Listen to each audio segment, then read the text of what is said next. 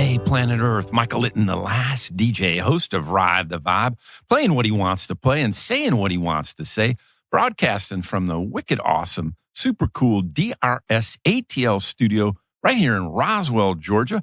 My friend and proprietor of the studio, Wahid Gomes, at the controls, making all the magic happen. Wouldn't be a Ride the Vibe without Wahid.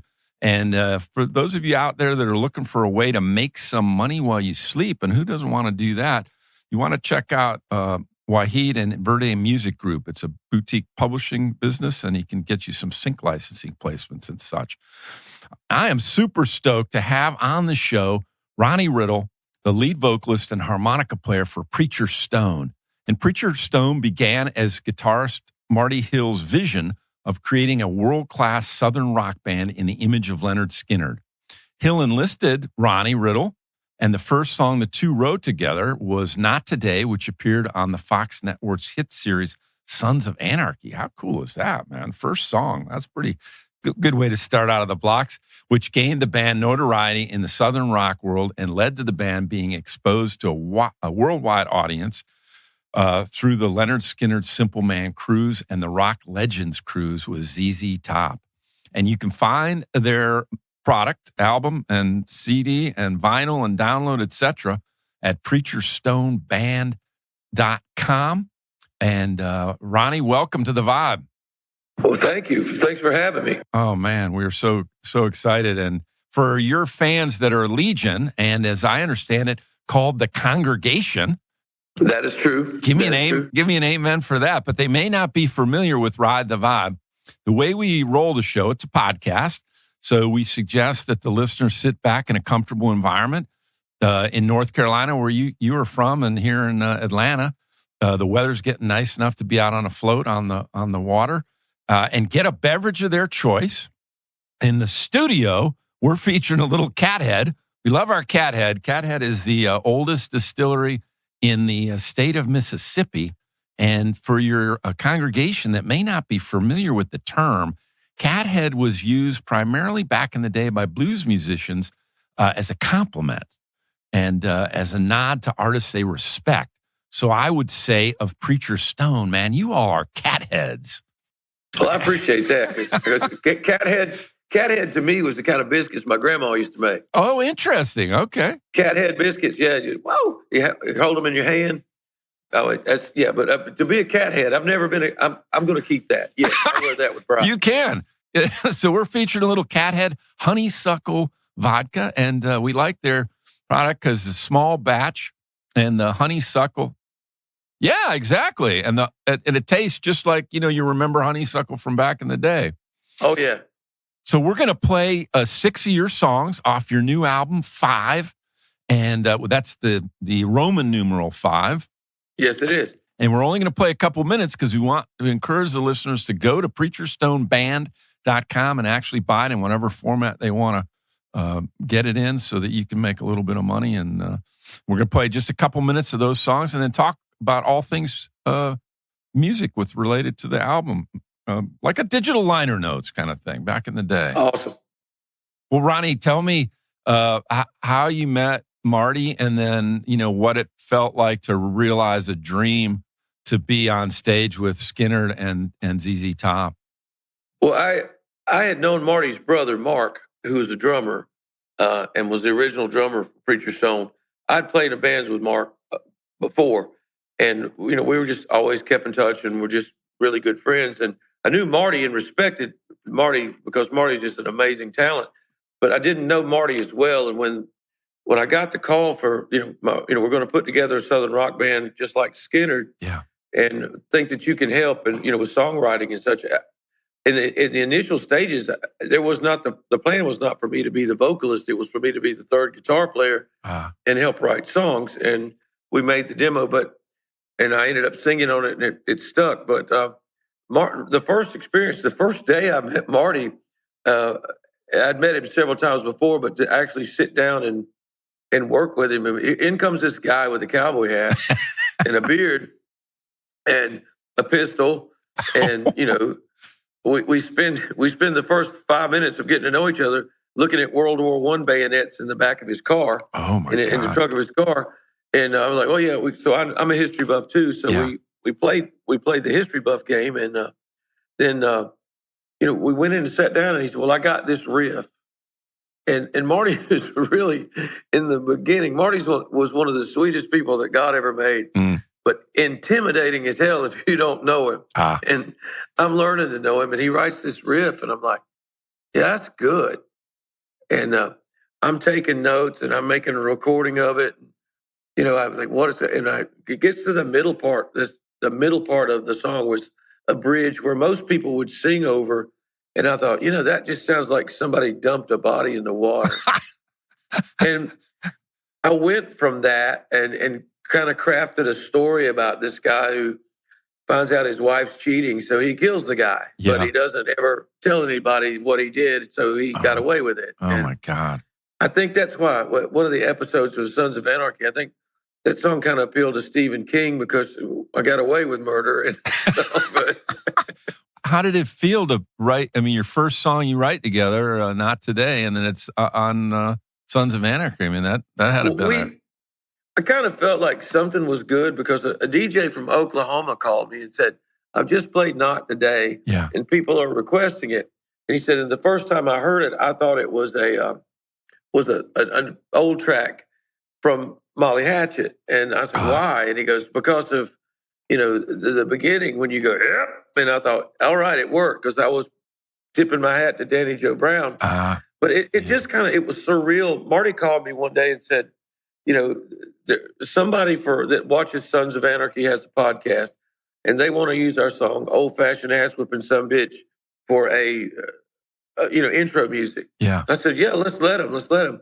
And, Marty's wife, Zane, had, doing a lot of promotions and trying to get a lot of people's attention. She had written letters to everybody or emails to everybody that's involved with that show. Mm-hmm. And one day, the next day, I swear to you, this is true. The next day, after I said, yeah, we both agreed, let's let them use our song as a theme song or whatever, podcast, can't hurt. And because at that time we had like 4 fans. And and they were your bandmates, right? No, not really. Not always. But anyway, not always. But anyway, he said, yeah, the next day, I swear to you, I get an email from Bob Thiel, who was the musical director of the show, wanting a copy of the CD. Wow. And then a few weeks passed, and then all of a sudden it's like, we need all this information filled out because we're going to use the show, and will you accept this amount of money up front? And I'm like, well, yeah. And then when your royalties exceed that, you'll get another check. And it was so unreal. And we got voted on to the Skynyrd cruise without even knowing it. Wow. We got a notice saying, you're the people's choice. They want you on the cruise. And that first cruise we played, I swear to you, we played in this little intersection bar on a stage that was so shallow that we had to all line up in a row, and drums and all. We had to all line up in a row. Oh man! And it was, we did one show. Wow! And then people raised so much hell that they had to book another show and put us in a larger room, and we packed it out, and then we became the bastard stepson that 6-man cruises couldn't get away from.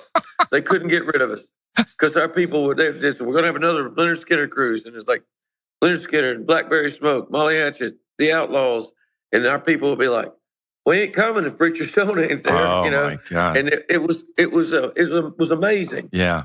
So the congregation pulls some weight. Yeah, I mean the guy who started the congregation, a guy named Buddy Fulmer, who's been with us since the beginning. Yeah. He saw us play on some flatbed trailer in the middle of some little, I don't know, picnic or something. And he told me that night, he said, you guys have restored my faith in music. Oh, like, man. Whoa, that's a big compliment. And Buddy's been a brother ever since. But, we called it we called our people the congregation. And that's it. Get on the internet, get on Facebook and join the congregation. We'd love to have you. I love it. Well, let's cue up the first song on this album, the Roman numeral 5, Hard Life PhD, and then come back and talk about how you get a Hard Life PhD. We'll be right back. All right.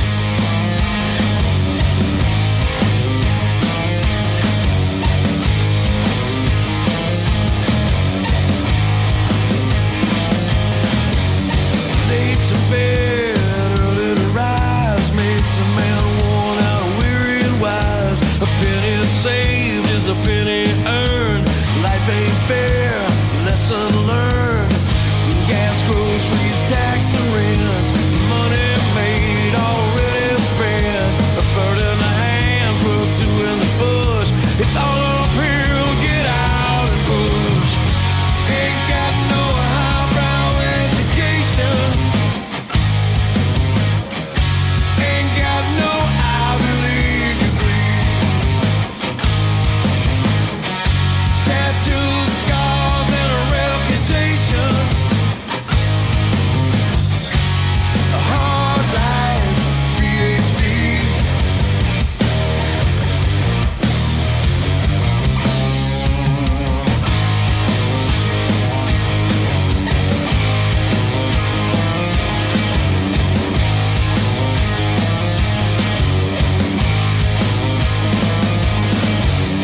Lie with dogs, wake up with fleas.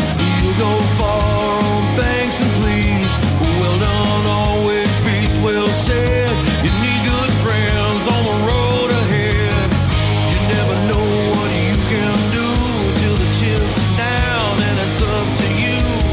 Every lesson learned, my friend, you can bet your ass you'll learn again. Ain't got no highbrow education.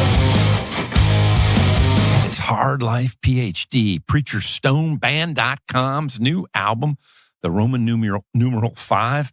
And I'm having a great conversation with Ronnie Riddle, the lead vocalist and harmonica player, Marty Hill, lead guitar, slide guitar, dobro, Ben Robinson, lead guitar, slide guitar and vocals, Josh Watt, drums and vocals, Jim Bolt, bass guitar and vocals. And it's been a tough beginning of the year. You lost a mate of yours. Talk a little bit about that, if you would, Ronnie. Well, I mean, we lost Johnny. Johnny was in bad health, and we all knew it. And we think maybe Johnny had a couple heart attacks on the road, but we had always kind of taken care of Johnny and sort of made sure that he had at least as strain on him as possible. But we rehearsed the last night, the night we lost Johnny. We actually lost Johnny at rehearsal. We had probably the greatest rehearsal in the history of the band. Wow. I mean, we were on it, and we were just excited about how it is. And he said goodbye to everybody and went downstairs. Wyatt, our drummer, and I, and we were still upstairs talking, and one of our crew members, Coda, came running up the stairs going, "Ronnie, we need you downstairs. Something's wrong with Johnny." And Johnny, I guess, I'm not a doctor, heart failure, massive, I don't know. We did CPR. The paramedics got there from the good town of Landis, North Carolina, and they worked like heroes, but he was gone. Wow. And it was just really strange to lose your buddy in front of you. Yeah. And it shook everybody up, but we've always had that. We've always had gallows humor in our band. We've always laughed at really dark stuff, and it gets us through. And we'll cry on each other, and these tragedies kind of make you closer. Yeah, right. But it was a shock, and it was surreal. It was really surreal. And well, I guess I don't know that we're over it yet. Yeah, I'm sure not. It'd take a long time. But I guess for the band and for him to go out with the best rehearsal you've had is a good thing. Yeah, we all went over that scenario every way that it could have possibly played out, and sure, we can't help but feel that was God's hand in action, because it was the best it could have been. Wow. He died. He passed with people who loved him and doing what he loved, and did a heck of a job of it. His last night on the planet. Well, he may not have thought about it, but much like the Allman Brothers went through, will you replace him on the B3, or will you just leave a void there? Or how, have you got to that point? Or we did a tribute show to him, and we got a good friend of ours to play keys in his stead. Yeah, and we'll use our friend to play on records in the coming times. But yeah, not really sure. It might be too soon. I don't know. Yeah. We've always been primarily a guitar band, right. And when he joined, he just added an element to it. And I don't know that decision will make itself later. Yep. Well, the divine will, I'm sure, play a hand.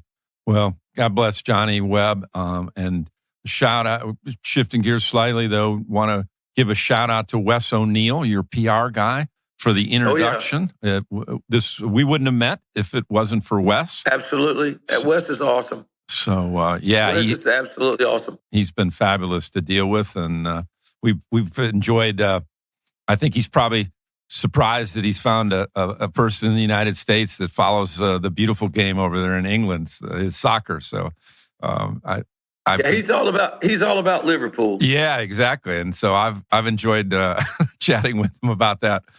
I know who Manchester United is because growing up, I was a big Thin Lizzy fan, and Phil Lynott owns stock in Manchester United. So, okay. Yeah, so that's interesting. That's what I know.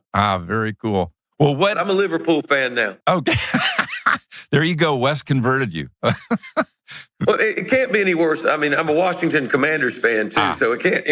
There's going to be no more pain and suffering than that. So there you go. You're a step up with Liverpool, that's for sure. The Reds. Yeah. Well, yeah. I think probably this song ties into this question, and that's what you would like. Number one thing you'd like listeners to take away from our conversation, Ronnie. A Hard Life, PhD, etc. When the idea that we just write about what we know, and we've been fortunate enough to for people to connect to us because they feel the way that we feel. Yep. Or the way that I feel when, we'll come up with in fact, Jim Bolt, our bass player, said we ought to have a song called Hard Life PhD. And he started on the idea. He said, take that and see where you can go with it. And Ben came in with a riff for that song, and Marty added the counter riff, and it all kind of, we work really kind of magically. Mm-hmm. Nobody in this band tells anybody else what to play, and it's very organic. But the idea behind the lyrics were honestly just lessons that I've learned, and you learn over and over again, because if you forget that you learned that lesson, you're going to learn it again. Yes. And just things that we'd heard all our lives. And a lot of those things came straight from Ben Franklin, but they were slightly adjusted and twisted. Mm-hmm. And the idea is just like, my grandparents, my grandmother had a 6th grade education. She was one of the wisest people I've ever met. Mm-hmm. My other grandfather had an 8th grade education. Is that the grandmother, Ronnie, that made the biscuits? Oh, yeah. Both my grandmas. You can't grow up where I grew up and not have your grandmas make biscuits. I mean, I love it. And there are always some left over, you see. So you never go hungry with leftover biscuits. I love it.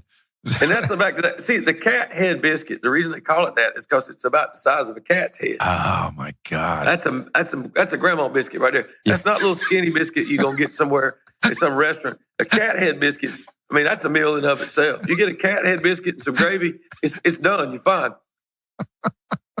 You've got, as Greg Allman said about going to the H&H Cafe, you got a good feed on.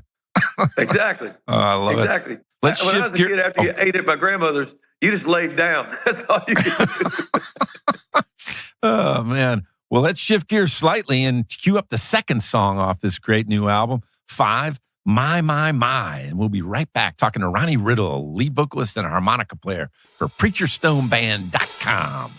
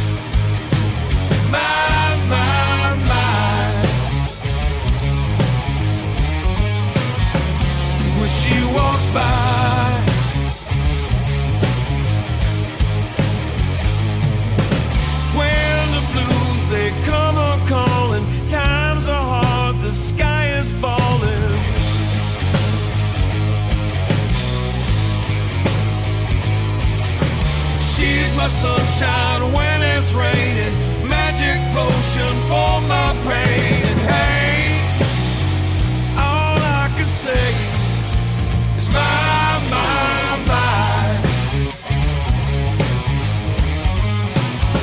I get a little bit high. My, my, my. You are back on Ride the Vibe with Michael Litten, the last DJ, broadcasting from the DRS ATL studio in Roswell, Georgia, having a great conversation with Ronnie Riddle about their new super album, number 5, as in that number 5th album they released.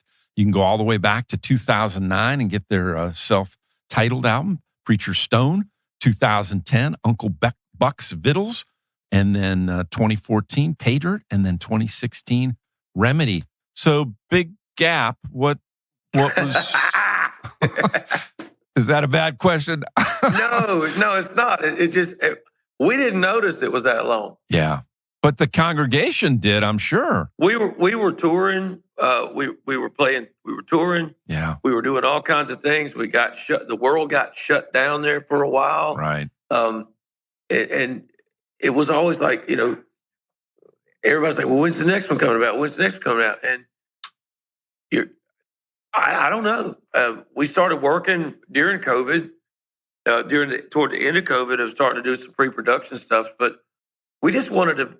We didn't want to put out a record during COVID because everybody else was putting out a record during COVID. Right. And we wanted to put out something that we could really be proud of, and so we started demoing and pre-production demos of the songs in that early, and we just took our time. Mm-hmm. And we recorded it in sections rather than going in and trying to record 10 songs at one time. We'd do 2, then we'd do 3, then we'd do 3. And it was such an organic process.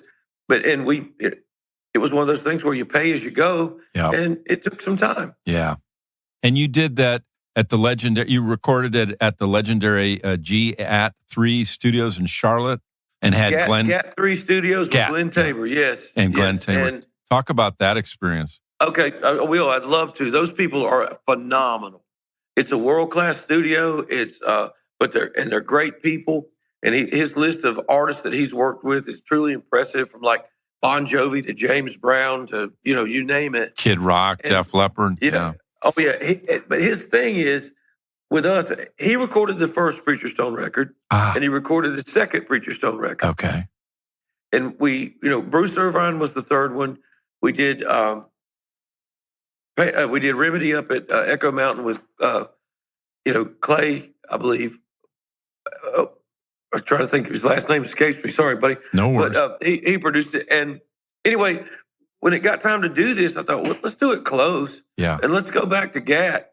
And the relationship and the guys that are in the band now, other than me and Marty, weren't in the band for Uncle Buck's Vittles. And we just hit it off. We went in and did a single for last year's UK tour. We did 2 songs. We did Damage Is Done and Rise Up. Mm-hmm. And it just smacked. And the band was together. We had our act together. Nobody was creating or inventing in the studio. We went in there and played it live. Wow. And it shows that we had our act together. Yeah. And Glenn's ear and Glenn's influence just made it better than it would have been. And hey, we're so thrilled to death. We can't wait to do it again. I love it. Well, it's a fabulous album. And how would you compare it, Ronnie, to the other 4? How would you describe it to your congregation? Yeah, I think it's just where we were or where we are in our lives at this point. Mm-hmm. We write 10 really good songs or 15 songs or whatever. We pick the best ones and then we record it, and that's what we have to say at this particular time. Yeah. And I think it's a good representation of how tight the band is, how explosive the band is, mm-hmm. and just the songs were well, in my opinion, well crafted. Yes. And there's some songs on there that are like tailor-made for radio, and there's some songs on there that are just entirely too long. Yeah. But that's okay because that's what we do. Yep. Well, I noticed as I've been blessed to, or have been able to listen to all 4 of the albums extensively in the run up to the show, and my impression was that this had a more sophistication in the writing, a little more depth, perhaps. Would you? Yeah, maybe. I think so. I think the songs were worked into shape before, because we played a lot of these songs live before, and it got us a chance to do the things and to work out the tweaks and go back and go, I shouldn't have said that. In fact, on this record, there's on one of the songs, I even called Glenn and said, look, I need to change a word. Mm-hmm. And he said, a word? Yeah. And I said, yeah. And I told him what it was, and he goes, you're right.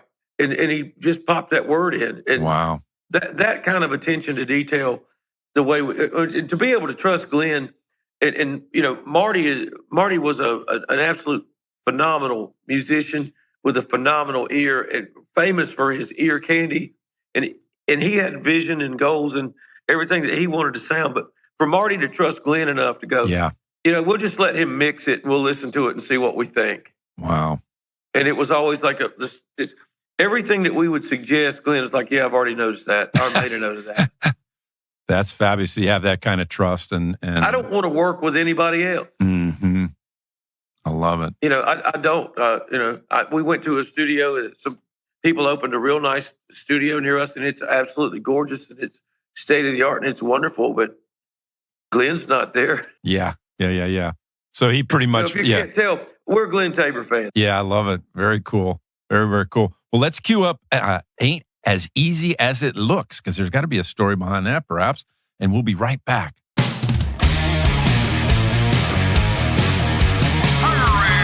Hurry, come on into the big top.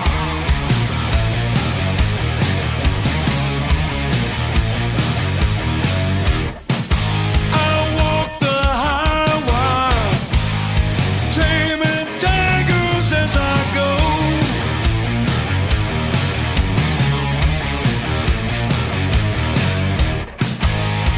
Through the ring of fire, it's all part of the show.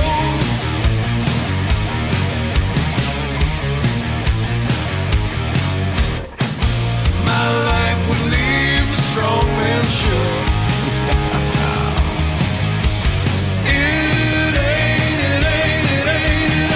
It ain't as easy as it looks. I do my own stunts. No net to catch me if I fall.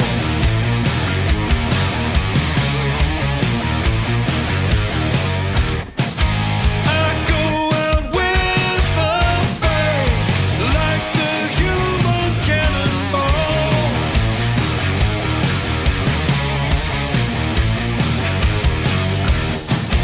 My life would leave a strong man shook. It ain't as easy as it looks. Direct your attention to the center ring.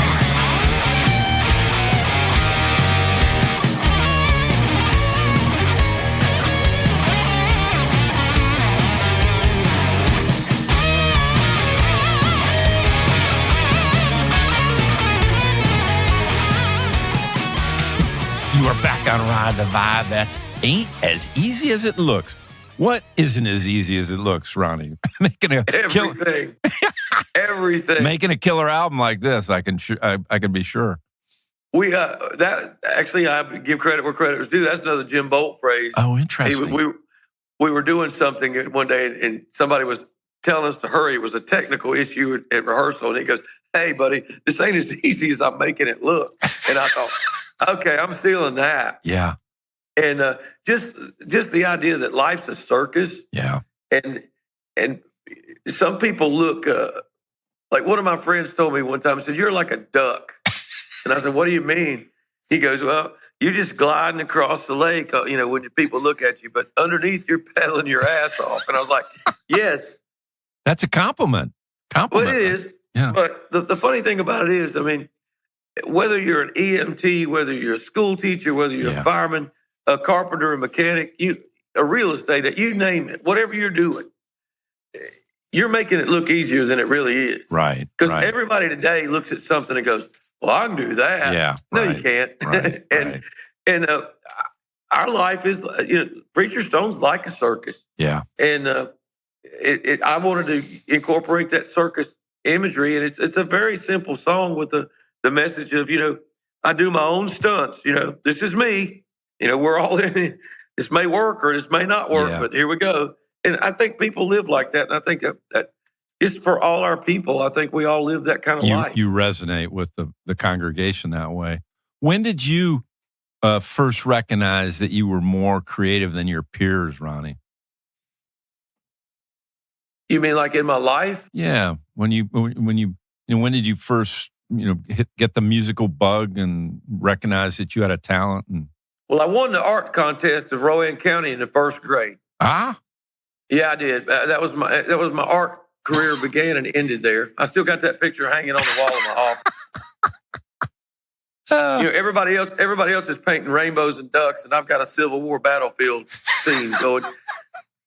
But I think I noticed in high school. Yeah. Because we'd be in English class and they'd say, write a story, and I'd write a story and I'd read it and everybody'd cry. Oh my God. And I'm like, okay. Or everybody'd laugh and everybody's like, then I got in college and took creative writing courses as a literature major. And our creative writing teacher or professor, on certain days, 3 or 4 of us would have to present read something that we wrote. And I sound like an ass saying this, but nobody ever wanted to go after me. Oh, wow. Because yours were so moving. Well, moving or good or what, I don't know. It's just, I'm just a voracious reader. Yeah.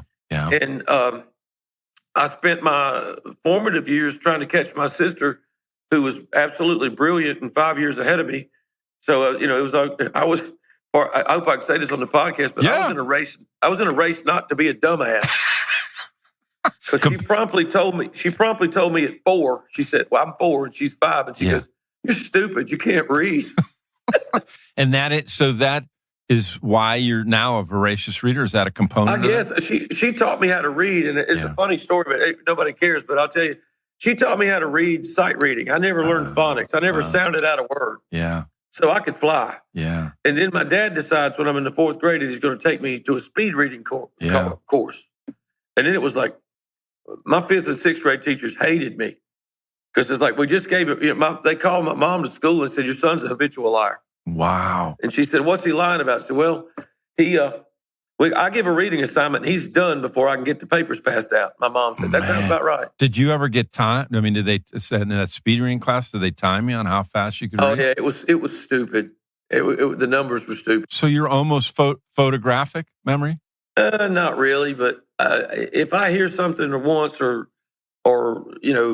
see something, I can read really fast. Yeah. I'll put it to you that way. Wow. And it's just weird, but I just always love words. And I always love people like Jackson Browne and Billy Joel. Yeah. John Prine is a big favorite of mine. Yeah. Okay, I'll go down to Jason Isbell. Yeah. Just that kind of Charlie Daniels, Ronnie Van Zant, Charlie Starr, all those people that tell a great story. Right. I love it. Well, nobody's ever asked me that question before. Oh, cool. Good. Yippee for the last DJ. But I wrote some of the shittiest lyrics at the beginning of my career. And my mom used to keep them. My mom used to keep them in the piano bench at her house. Stuff I'd written when I was like 12 or 13. Wow. And then my bandmates would come by and she'd be like, well, why don't you read this? And I'm like, damn, Mom, why do you do this to me? So I think that you're giving me a tip on who gave you the most encouragement to explore your creativity? Your sister and your mom, sounds like? Yeah, and my dad. My dad was always one of those guys that he just did stuff. Yeah. He watched other people do things and he's like, yeah, I can do that. Build a swimming pool? Yeah, I got this. I mean, it was just fearless. So he was handy guy too. Oh, still is. Still is. And my mother was a world famous floral designer, so creativity was kind of encouraged at our house. Yeah, I love it. Wow. Well, let's cue up Damage Done, because it sounds like there may be a story there. And then we'll be right back having a great conversation with Ronnie Riddle. PreacherStoneBand.com is where you can find this great new album, the letter or the Roman numeral 5.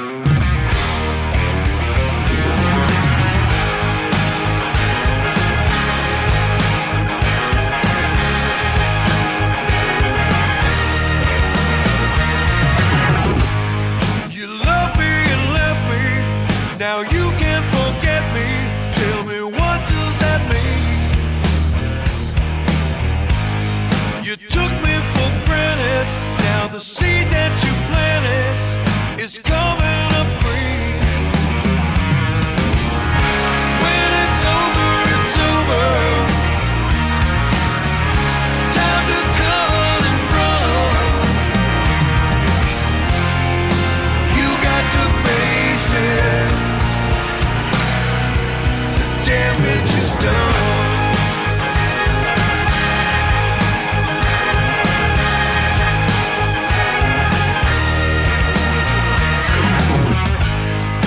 Not that it matters. My heart was in tatters. Now I'm on the mend. Sugar and spice left me cold as ice, but never again.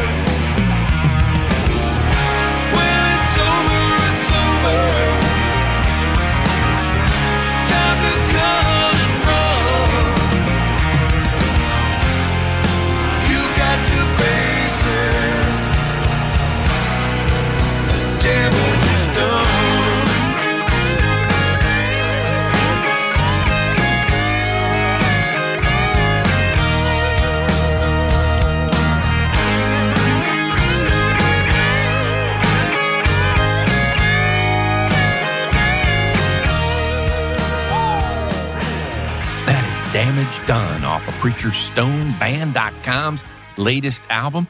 Talk about that song, Ronnie, and then also want you to, if you would, share with listeners 3 books that you would highly recommend they have in their library and read.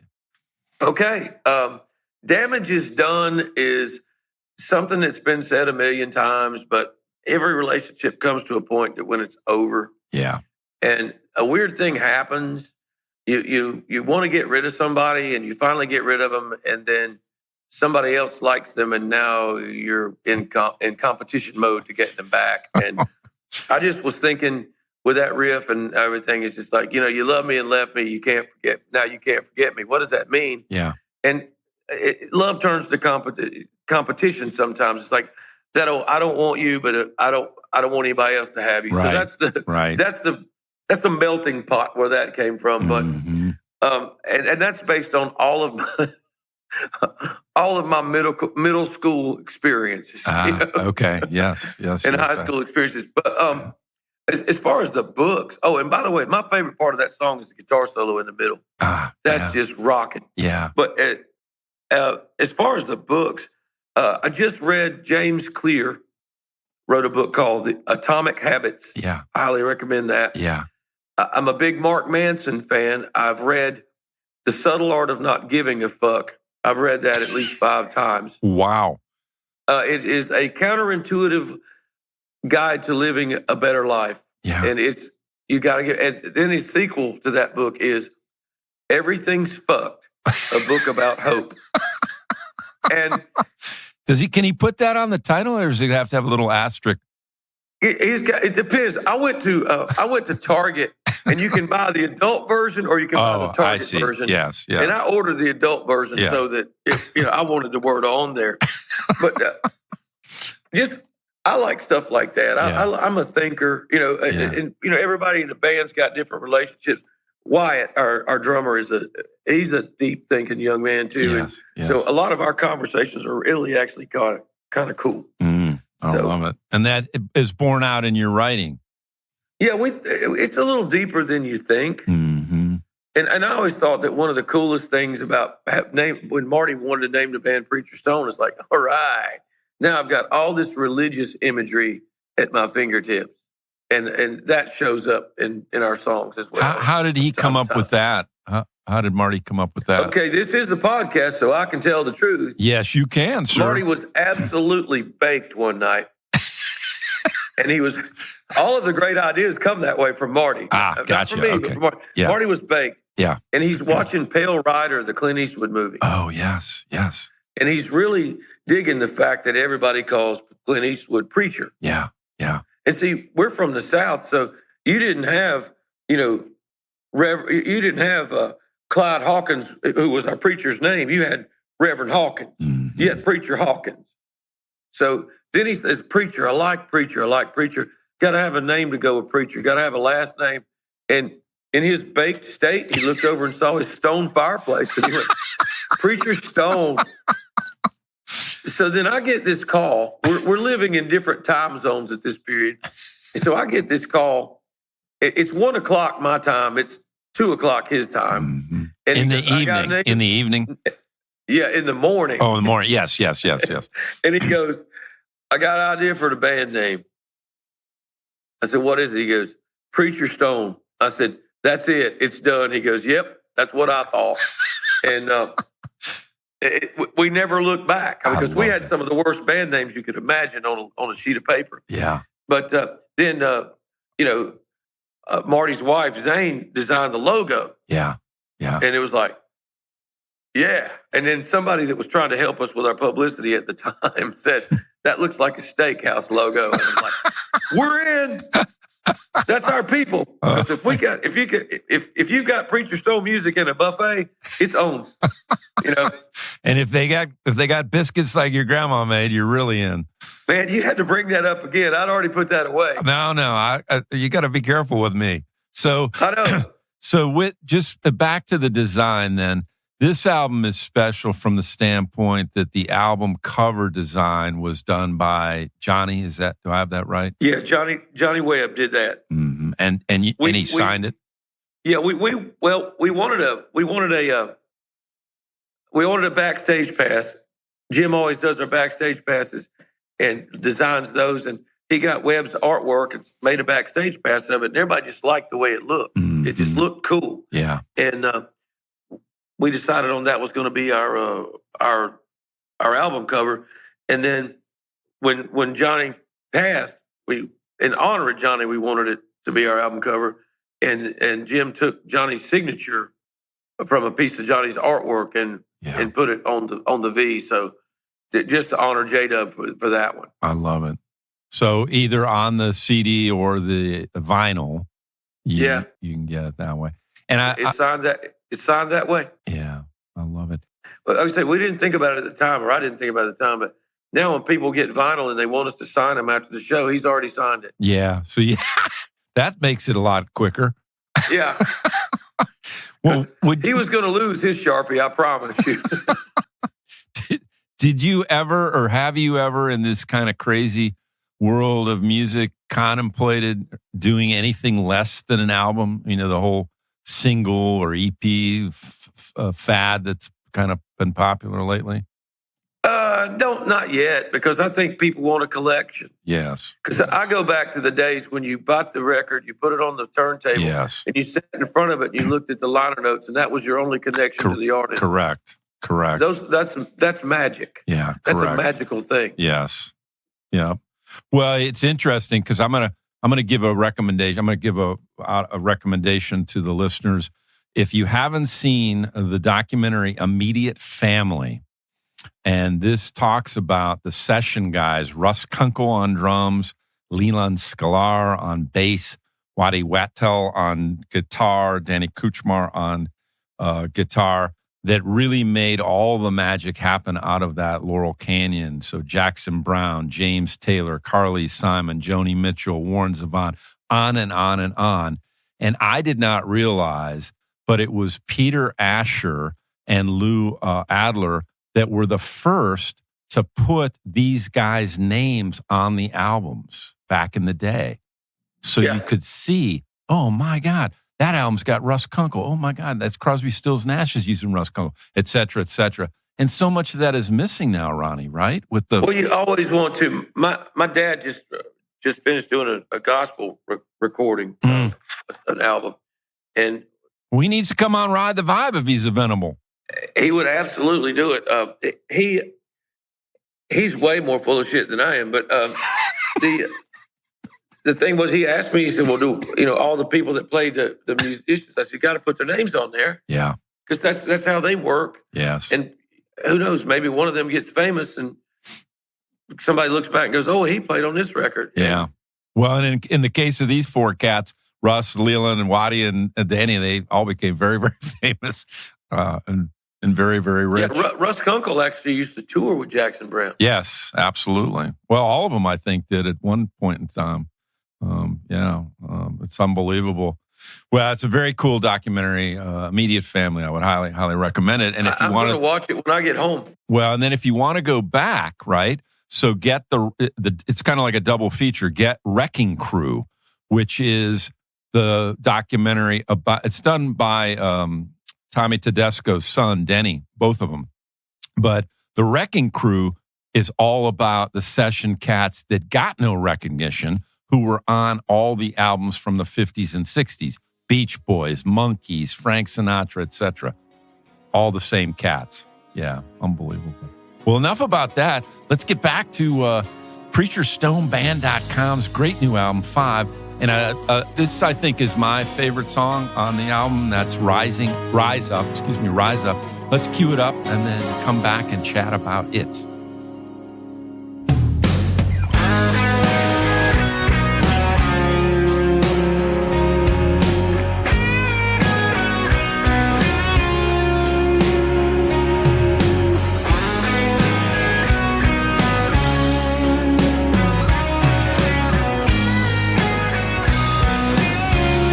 Got the weight of the world falling down on me. Looks of desperation in faces I see. We're running low on wise men, trouble everywhere. Sometimes you take the next step when you can't see the stairs. No, we gotta rise up and shine, shine, shine. We gotta love one another, love one another. While we still got time.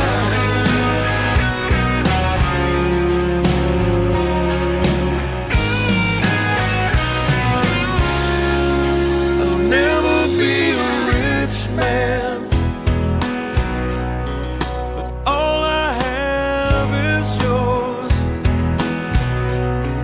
It's hard to love your neighbor when you hide behind locked doors. No, we gotta rise up and shine, shine, shine. We are back on Ride the Vibe. Michael Litten, the last DJ. Want to do a little shout out to something that DRS, ATL, and Ride the Vibe are sponsoring for those in the Atlanta area. We are honored to be sponsoring the Locals and Legends Jazz Series that's coming to the Roswell Cultural Arts Center. Tickets went on sale April 29th. The event is November 16th, but it's going to sell out because check this out. The jazz legend is Ken Peplowski, and Ken is an ultra-entertaining jazz legend. He's a multiple award-winning jazz clarinetist. He's got over 70 CDs out. Holy schmoly. And he's been on 400 as a sideman. So he's the legend, but then the locals are none other than Joe Alderman, who gets high praise from both Ramsey Lewis and the late, great Les McCann, and then also Carla Harris, who has got such vocal chops that she was given the Dave Brubeck catalog by Mrs. Brubeck. So November 16th, and you can get tickets now, and I would suggest you get them because it's going to sell out. So Rise Up, Talk about that song, Ronnie. That's awesome. But just right out of the COVID era, when everybody was all living by themselves and being all freaked out and everything, it just the pressure just seemed to be tough, and I think it just kind of came out. And personally, I believe, and the guys in the band, we try to live it and prove it, is that the world may be messed up and there may be a lot of stuff going wrong, but it really all it counts is how you get along with your fellow man. Right. And if everybody starts getting along with their fellow man, then we're in a better place. And I remember 9/11 happened, and everybody was scared and terrified and worried and paranoid, but everybody was nice. Yeah. You'd see gangbangers changing an old lady's tire. Mm-hmm. You'd see people helping each other, and all of a sudden race didn't matter, and sexual orientation didn't matter. People were just trying to be nice to each other. That's when we're at our best, and we ought to be at our best all the time. It shouldn't take a crisis to make that happen. So, rise up, shine, shine, shine. Yeah. And because if we don't, we're, we could be in trouble. Yeah. That's all I'm going to say. Well, it sounds like that's a part of what you would say in answer to the question, life lessons that have been most valuable to you. I think life lessons have been most valuable to me is integrity. Mm-hmm. Do what you say you're going to do. Mm-hmm. And be yourself. Amen to that. Holy schmoly. That seems just like... be yourself. Yeah. And, and that's like people always say, well, a couple of interviews I've done, I said, how do you write songs that everybody relates to? Mm-hmm. And I take that as a compliment, but I don't think everybody relates. But the truth of the matter is I take ideas in from everywhere, and I just write how I feel. I just happen to be playing in a band with guys that feel the way I do. Yeah. And it's the way that we feel. And if you feel that way, we've made a connection. And if you're not, I'm man enough for you to walk away. It's all good. Mm. And that vulnerability, I think, is what makes people able to connect with you when you're honest about how you feel. Mm-hmm. And it's like some people like you and some people don't. And that's just part of it. Mm-hmm. Well, in one of your songs, you'll know it. I've listened to them all, and they kind of, I can't sort them out necessarily, but on one of the earlier albums, you talk about that. You play your music, and I'll play mine, and I kind of like yours, and you like mine, sort of thing. Right? Exactly. It's just, a good friend of mine said I'll name call, but one of my friends in Jackal said, it either rocks or it don't. And I thought, damn, that's so profound. Mm-hmm. And it's so true. And everybody gets to choose what rocks and what don't. Mm-hmm. And it's okay. And I just, like I said, I'm not perfect. I've made more mistakes than anybody has a right to, and still alive to laugh about it. But, when you realize that we've got a lot more in common than we got not in common. Oh, amen. Yes. It's just, everybody loves their family. So let's work from there, instead of this person believes this and you're a fascist and you're this. And some of these people don't even know what these words mean. Right. They're not a reader like you. Well, some of these people are like, just shut up. Well, let's cue up Dance with the Devil, because the hour has just flown by and I want to get this one in. But Dance with the Devil, and then we're going to be right back.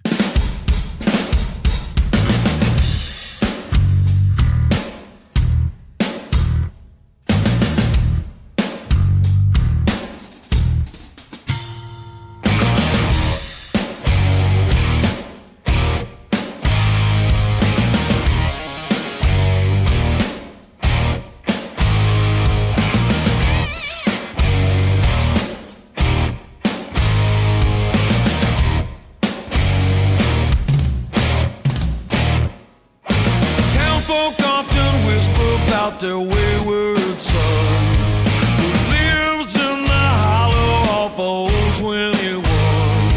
He steals the best shine and plants the choicest tree. If you need somebody missing, he's the man to see. Good never grows from a bad seed.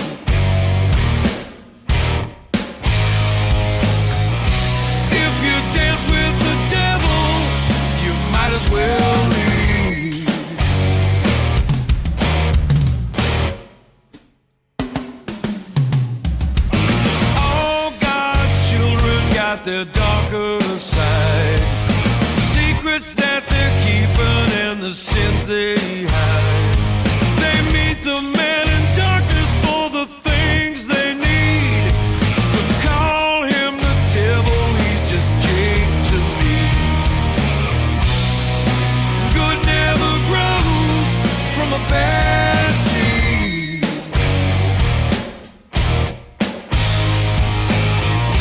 If you dance with the devil, you might as well leave. You are back on Ride the Vibe. Michael Litten, the last DJ, having a fascinating conversation with Ronnie Riddle. Could go on another hour, but we like to, keep it at an hour for whatever reason. Don't know why, but we do. So, Ronnie, as that great song was playing, was asking you if you had 3 albums that you wanted to suggest listeners get in their collection, and you told me you needed like 100. So, I just thought about it. Everybody's got Back in Black, so I don't, and Highway to Hell, so I don't have to say that. Yeah. But I would say Thin Lizzy's Live and Dangerous. Okay. Yeah. Jackson Browne, The Pretender. Interesting. Yes. And A Prayer for the Loud. Ah, okay. A record that came out in 2018, I believe, for a band out of Denmark called DAD, D/A/D, or formerly known as Disneyland After Dark. Oh, interesting. Very cool. That's one of my favorites. In fact, I'm listening to that now. When I get in the car, that's what's going to be playing. Okay. Prayer for the Loud, Dad. Prayer for the Loud. Yeah, Dad. Thin Lizzy, Live and Dangerous, and then, of course, Jackson Browne's Pretender. Love it. Well, what we're just almost out of time here, but what recommendations would you give for those at the beginning of their journey, and then future gigs, projects? Are they all on the website? And any parting comments you want to leave the audience? Okay. If you're new to Preacher Stone, check us out. Start with 5 and work your way back. Perfect. We're going to be at Rolling Thunder fundraiser Saturday, May 25th, at the Mid Florida Event Center at Port St. Lucie, Florida.